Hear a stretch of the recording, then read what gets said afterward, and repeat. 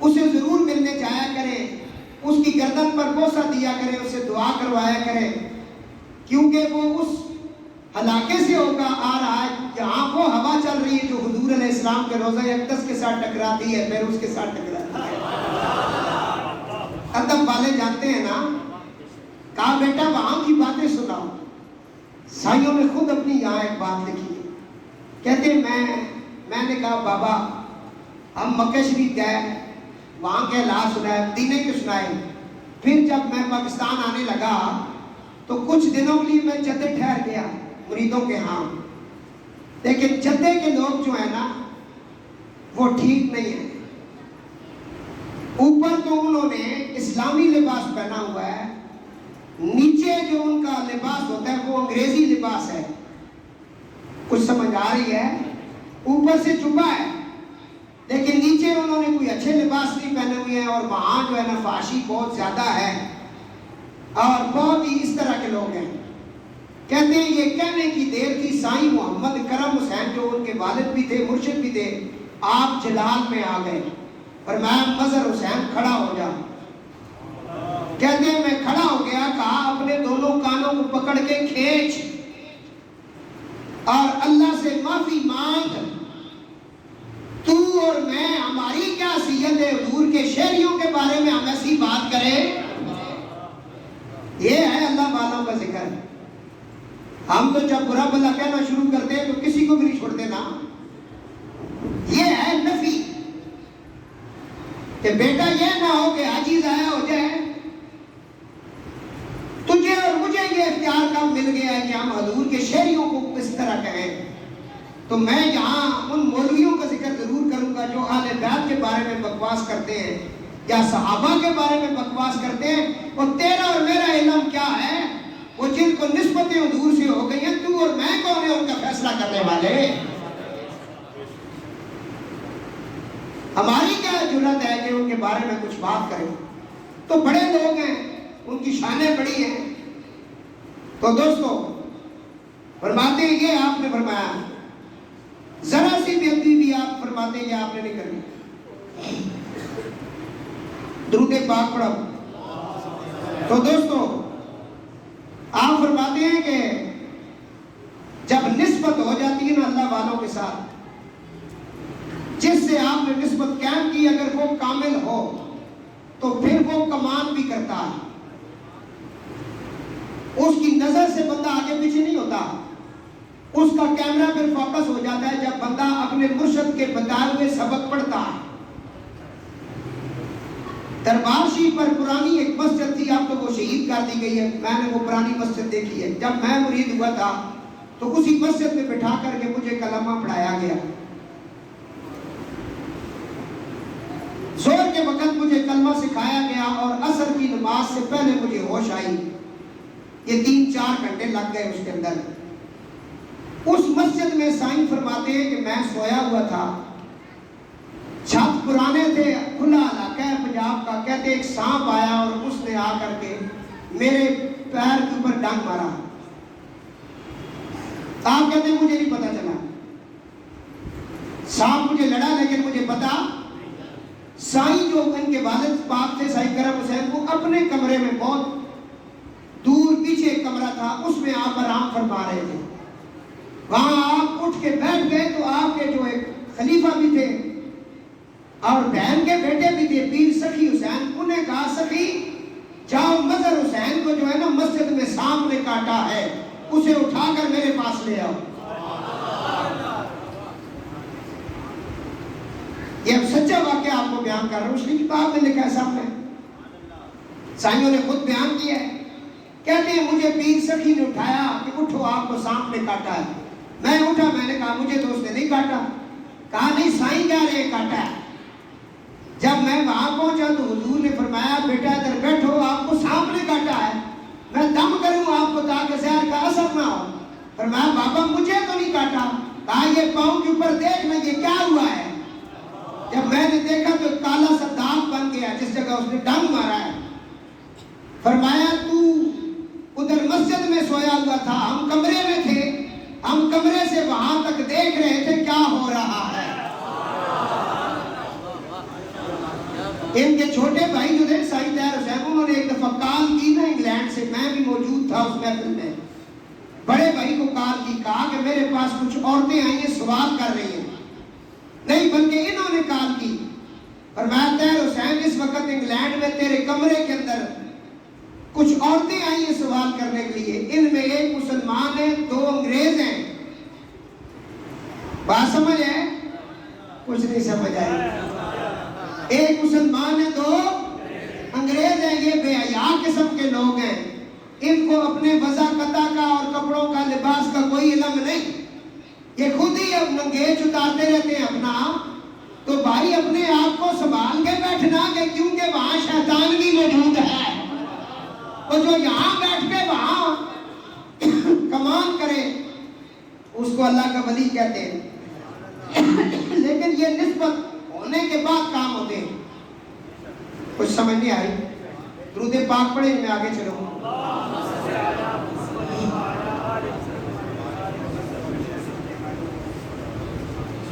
دوستو بات کر رہا ہوں، میری آیت جو پڑھی تھی نا، اگر آپ دیر سے آتے ہیں نا، اب یوٹیوب پہ آپ جب سنیں گے کہ شروع میں انہوں نے کیا کہا ہے، میں نے کوئی 7-8 آیات آج پڑھی ہیں نسبت کے متعلق، کہ یا ایھا الذین آمنوا اتقوا اللہ، ایمان والو اللہ سے ڈرو، وکونوا مع الصادقین، سچوں کے ساتھ ہو جاؤ۔ وہ آپ جب سنیں گے تو آپ کو یہ پورا موضوع سمجھ آئے گا۔ لیکن سب سے پہلی بات یہی ہے کہ آپ نے اور میں نے اگر ان اللہ والوں سے کچھ حاصل کرنا ہے تو اس کا طریقہ ہے نفی کریں۔ کیا کریں؟ نفی کریں گے تو آپ کو کچھ ملے گا، ورنہ بہت مشکل ہے۔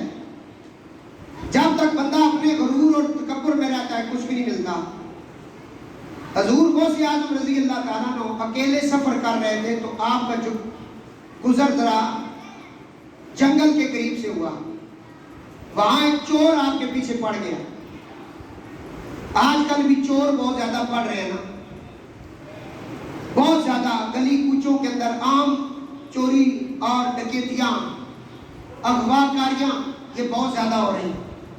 ہمارے محلے سے بھی کل پرسوں ایک بچہ اغوا ہوا، بعد میں اس کو جب ہوش آئی وہ کہتا ہے جی مجھے نہیں پتا تھا، ریل کار کی ایک وہ پٹڑی تھی، وہاں انہوں نے گاڑی روکی تو اسے ہوش آئی، کہتا ہے 3-4 اور بچے بھی بے ہوش پڑے ہوئے تھے، اور وہ تو وہاں سے گاڑی سے کسی طریقے سے نکل کے باغ کھڑا ہوا، مین روڈ پہ آیا تو وہاں سے اسکوٹر والے نے اسے اٹھایا اور تھانے میں لے گیا۔ سارا دن ماں باپ تڑپتے رہے، شام کو پتہ چلا کہ بچہ آپ کا زندہ ہے۔ یہ حالات آج کل بنے ہوئے، برائے مہربانی اپنوں بچوں پہ بھی نظر رکھیں اور اس چیز کو خاص نوٹ کریں جو میں کہہ رہا ہوں۔ تو دوستو حضور غوث اعظم رضی اللہ تعالیٰ عنہ آپ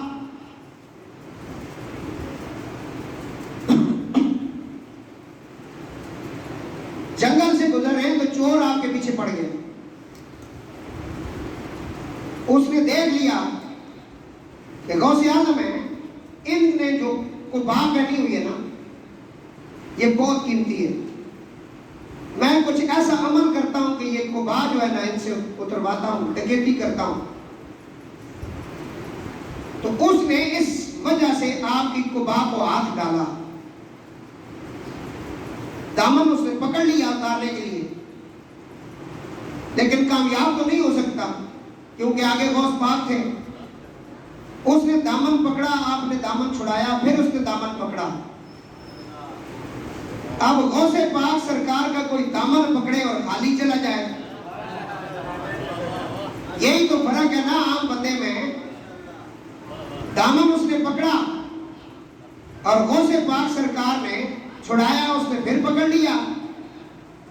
تو غوث پاک سرکار نے جب دیکھا کہ یہ جو ہے نا چھوڑتا نہیں، تو آپ نے اللہ کی بارگاہ میں دعا کی، فرمایا مولا اس نے دامن کسی عام بندے کا تو پکڑا نہیں، اس نے تو دامن پکڑا عبد القادر کا، جو قادر کا بندہ ہے۔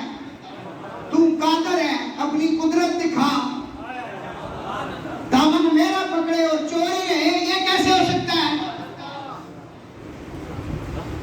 دامن اگر غوث کا پکڑا ہے تو وہ چور تو نہیں رہا نا، کہا دامن جب پکڑ لیا میری نسبت اس کے ہاتھ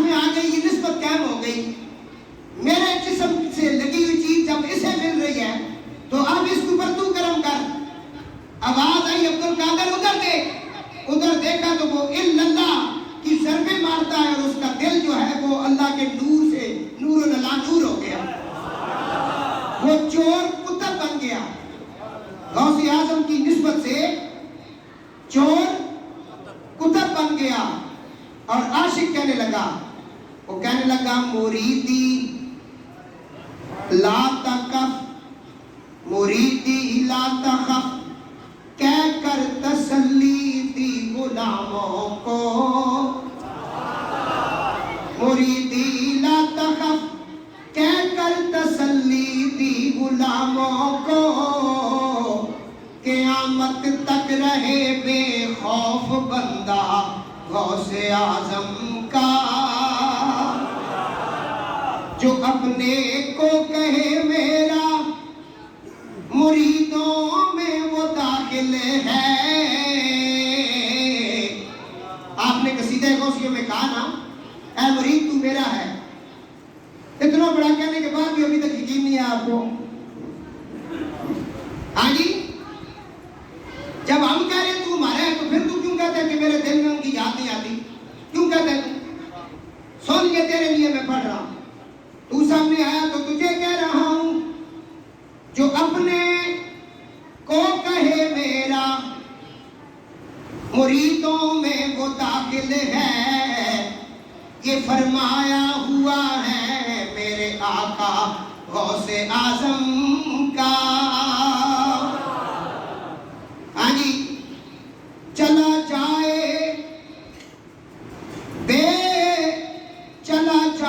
بلا خوف و خطر فردوں سے اعلیٰ میں، فقط ایک شرط ہے ہو نام لیوا غوث اعظم کا،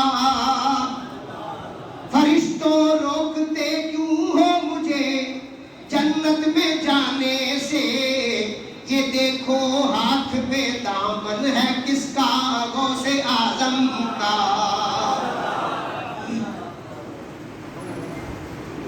ہاں جی، یہ دیکھو ہاتھ میں دامن ہے کس کا غوث اعظم کا، عزیزو کر چکو تیار جب میرے جنازے کو، تو لکھ دینا کفن پہ نام والا غوث اعظم کا، لحد میں جب فرشتے مجھ سے پوچھیں گے تو کہہ دوں گا طریقہ قادری ہوں، الحمدللہ طریقہ قادری ہوں، نام لیوا غوث اعظم کا، قادری ہوں شکر ہے رب قدیر کا۔ یہ میں نسبت پڑھ رہا ہوں، اگر ان اشعار کو سمجھنے تو پیچھے ساری تقریر آپ کو سننا پڑے گی قرآن کے حوالے سے۔ قادری ہوں شکر ہے رب قدیر کا، دامن ہے ہاتھ میں پیران پیر کا، قادری سلسلہ ہے مقدر میرا، نسبت یہ مجھ کو مغانی والے سے ملی ہے۔ تو میرے دوستو کیا غوث اعظم سنیں دوستو، عرض کر رہا ہوں نسبت بہت بڑی چیز ہے۔ نسبت قطرے کو ملی نا، وہ قطرہ تھا، اگر وہ ویسے بہہ گرتا تو وہ قطرہ ہی تھا، لیکن وہ سمندر میں جب گرا تو وہ سمندر بن گیا، تھا وہ قطرہ۔ اب دودھ جو ہے وہ اس کی بہت عزت سے اسے دیکھا جاتا ہے، اللہ کا نور ہے، اور بڑی اس وقت اس کی قیمت بھی ہے، دودھ کی جو خالص دودھ ہے۔ اب دودھ کے اندر پانی ملا، پانی کے پہلے قیمت ہی کوئی نہیں تھی، وہ تو اگر آپ کسی سے 1 کلو پانی مانگے تو آپ کو مفت دے دے گا، 2 کلو مانگے تب بھی دے دے گا۔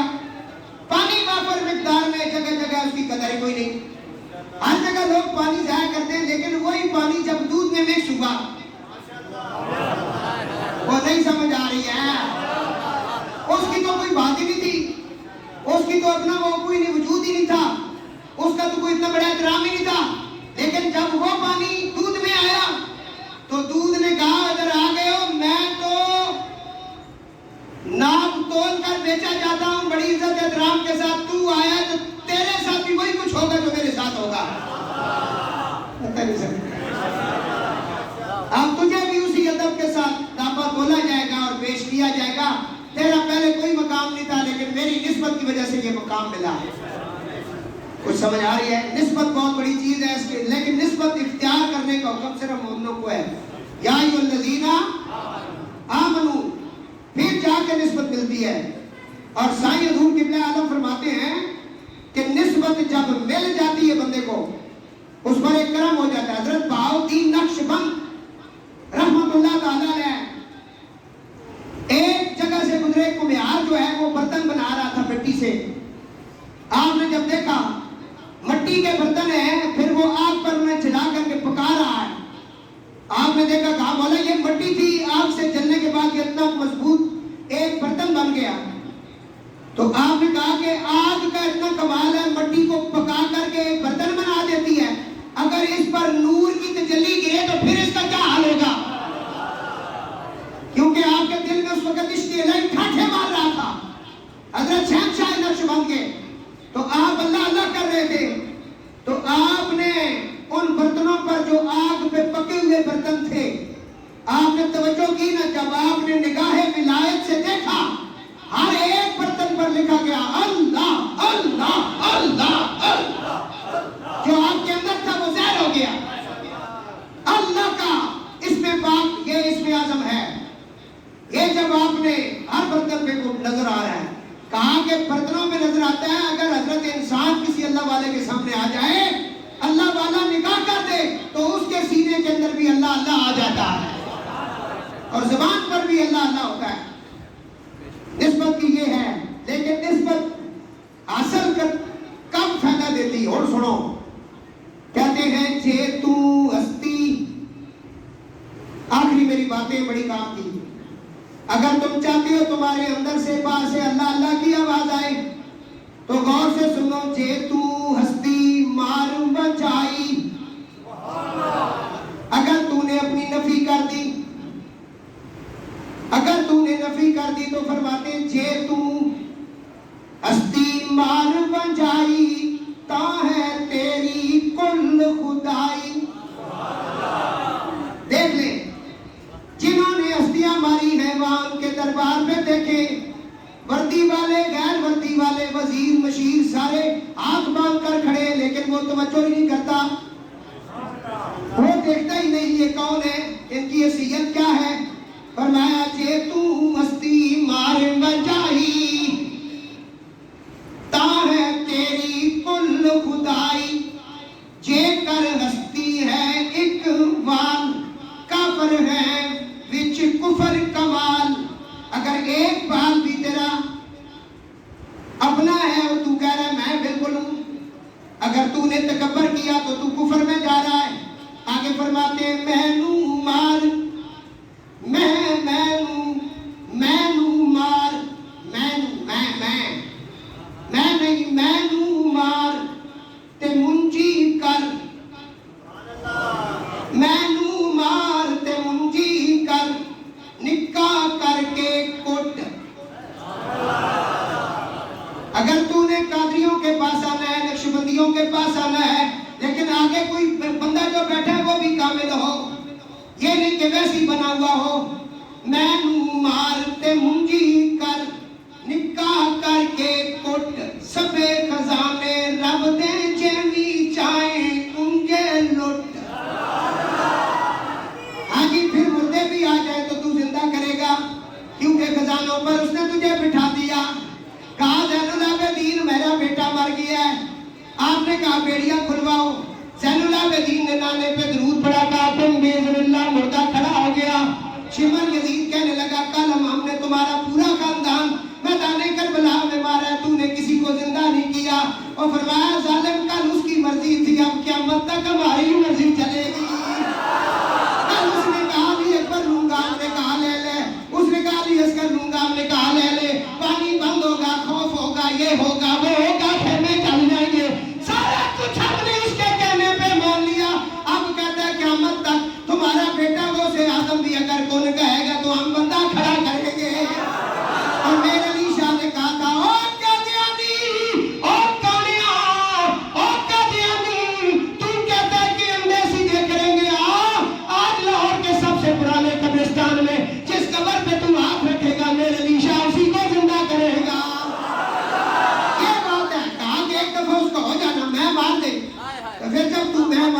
مینو مار تے منجی کر نکاح کر کے کٹ سبے خزانے رب دے جویں چاہے انجے لٹ. بات سمجھے؟ ایک باری ہو نا اس کا، جب تو اس کا ہو جائے گا سارا تیرا ہو جائے گا. جب تو اس کی بارگاہ میں آ جائے گا تو تمہیں سب کچھ، لیکن تو نے انانیت کو ختم کرنا ہے. جب تیری انانیت مر جائے گی تب جا کے. ہندوستان سے ایک بہت بڑا عالم فاضل میرٹھ شریف حضرت صاحب کے پاس پہنچا. وہاں سائیں علی شیر پاک موجود تھے. اس نے کہا حضور میں بیعت کرنے آیا ہوں. آپ نے جب نگاہ ماری نا مولوی صاحب کے اندر وہ علم کا جو تکبر ہوتا ہے نا وہ بہت زیادہ بھرا ہوا تھا. میں عالم میں فاضل. آپ نے نگاہ مار کے اندر کا سارا سسٹم دیکھ لیا کیونکہ فقیر اندر دیکھتے ہیں. آپ نے کہا حضرت صاحب آپ بہت بڑے عالم فاضل ہیں، بڑا علم ہے، میں مسکین تساں بیعت نہ کری سکنا. اگر تساں بیعت کرنی آخری گل بھائی اے جڑی باہر نہر ہے نا اس نہر تو پرلے پاسے ایک ہندو ہے. کون ہے؟ اس کو جلو تے وہ تساں بیعت کر سی. اس کو جلو. انہوں نے کہا ٹھیک ہے جناب تہاڈا. اس ہندو نے نام یہ فرمایا، اس کا نام چینا رام. چینا رام ہندو کو چلا گیا وہ بیعت کر سی. وہ باہر گیا تو چینا رام صاحب اتنے موجود نہیں سن. انہوں نے چیلے چاٹے بیٹھے سن. وہ عالم فاضل صاحب نے فرمایا اور چینا رام کتنے گئے؟ انہوں نے کہا اساں واسطے پانی لین واسطے گیا نہر تے. انہوں نے کہا تساں دا گرو تہاڈا مرشد وہ تہاڈے سے پانی لین گیا؟ فرمایا ہاں خود ہی ساڈی خدمت کرنا. وہ پیچھے انہوں نے چلے گئے. آگے گئے تو چینا رام ملے. انہوں نے کہا میں علی شیر نے بھیجا، وہ کہنا چینا رام سے ملے، وہ آپ کو بیعت کرے گا، معرفت کا سبق سکھائے گا. انہوں نے کہا ٹھیک ہے مولانا صاحب آپ پیچھے پیچھے آئے میرے. ادھر دربار پہ جا کے بیٹھتے کو بات کرتے. مولانا صاحب پیچھے ہو گئے، چینا رام آگے ہو گیا. تھوڑا سا آگے چلے نا تو مولانا صاحب کے دل میں خیال آیا. اس نے کہا یہ کافر نہیں سمجھ آئی ہوئی، یہ کافر، یہ ہندو، یہ مجھے بیعت کرے گا. میرے پاس اتنا علم ہے قرآن کا حدیث کا ہے جی دل میں. وہ چینا رام رک گیا. اس نے ہاتھ باندھ دیے. کہا حضرت آپ آگے ہو، حضرت آپ آگے ہو، بےعزتی ہو رہی ہے. آپ عالم، آپ فاضل. اے جڑے ملہ صاحب سمجھنے اس نے انہوں نے پیچھے بالک کوئی نہیں. اے جڑے بے لگام ہیں نا کدے صحابہ نہیں گستاخیاں کدے اہل بیت دی گستاخیاں. اے بے لگام جڑے جنہاں نے پیو کوئی نہیں. سنو فرمایا حضرت صاحب تسی اگے ہو کیونکہ تسی عالم تسی فاضل. انہاں آکھا وہ میرے دل وچ گل سی تینوں کس طرح پتہ لگ گئی؟ فرمایا اے جے سکھنا ہی نا پھر علی شیر نے بوئے تے جا کے جھاڑو مار رہا ہے. سمجھ آ لیا؟ اس کا منجی کر کے کوٹ نکا نکا کر کے کوٹ. پہلے اپنے آپ کو پیش کر، اپنی انانیت کو ختم کر، اپنا تکبر ختم کر، پھر تجھے سمجھ آئے گا کہ اللہ کی معرفت کیا ہے. ان کے پاس جاؤ. مجھے بھی یہاں وہاں سے ملا یہ سودا. وہ دوڑتے ہوئے آئے حضرت کے پاس. حضرت صاحب نے انتظار ہی نہیں کی، یہ بھی نہیں پوچھا کہ کیا ہوا ہے. آپ نے دستار اس کے سر پہ رکھی، خلافت دی، بیعت کی. اسی وقت آپ نے سارے منازل طے کر دیے. فقر کے جو منازل ہیں منٹ نہیں لگا. اس نے کہا حضور میں نیچے سے اوپر تک سارا کچھ آپ یکساں دیکھ رہا ہوں، یہ کیسے ہو گیا؟ فرمایا سمجھ آ گئی ہے نا؟ اس وقت تیری انانیت ختم ہوگی، تو اپنی لا کرے گا نا، پھر جب تک تو سوال کرتا رہے گا کچھ نہیں ملتا. پہلے اپنی انا مار. مجھے بہت سارے دوست کہتے ہیں جی میں اس پیر کا مرید بنوں گا جو میری خواب میں آ کر بتائیں گے. میں کہا بڑے تیرے نال سر خواب میں پار لگے ہیں، تیری خواب میں جاؤں تیری کہہ میرے سرپار جڑی وہ گندی رہی. تو چھوڑ اس پیرا انہاں ڈھونڈ نہیں، تو اپنے آپ اندروں دیکھ. اس کوٹھڑی کے اندر ہر شے موجود ہے لیکن تو چاتی ماری نہیں، تو دیکھا نہیں. تو اندر چاتی مار اور پھر تجھے یہ سمجھ آئے گا وَكُونُوا مَعَ الصَّادِقِينَ کہ سچوں کی سنگت میں آ جا. اپنی نفی کر،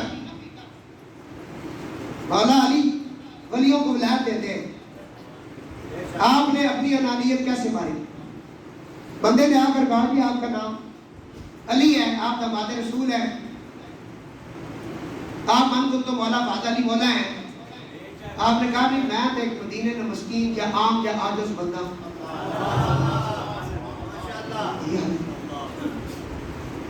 حضرت سیدہ عائشہ پاک نے کول بندہ ایسا کہ جناب بی بی پاک ہے دسو بندہ برا کدوں ہوگا؟ فرمایا جدو اپنے آپ میں چنگا سمجھنا شروع کرے.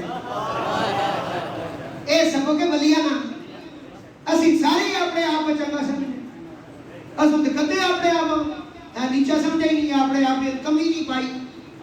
اسی آرے لے اپنی آکڑ چ رہنے ہیں تے اللہ یہ آکڑ پسند ہے کیوں نہیں پسند؟